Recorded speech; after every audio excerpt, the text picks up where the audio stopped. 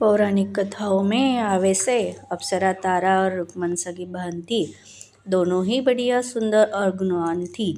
देवसभा में दोनों की बड़ी इज्जत मानी जावे थी। पर जा तारा संयम और मर्यादा ने मानन आड़ी, वही रुक्मन धीरे धीरे चंचल और घमंडी हो गई। एक बार देवताओं के यज्ञ के बखत रुक्मन ने नियम तोड़ दिए। पवित्र जगह पर उसने गलत बर्ताव किया और देव मर्यादा ने ठेस पहुंचाई।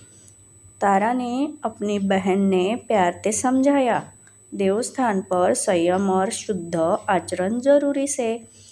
पर रुक्मन ने इस बात ने अपमान समझ लिया और उल्टा तारा का मजाक उड़ाया। जैसे ते तू छिपकली का रूप धारण करेगी जो सदा दीवारा पर भागती फिरेगी और लोगों ने संकेत देती रहेगी। यह कथा सिखावे से कि घमंड और मर्यादा भंग आदमी ने पतन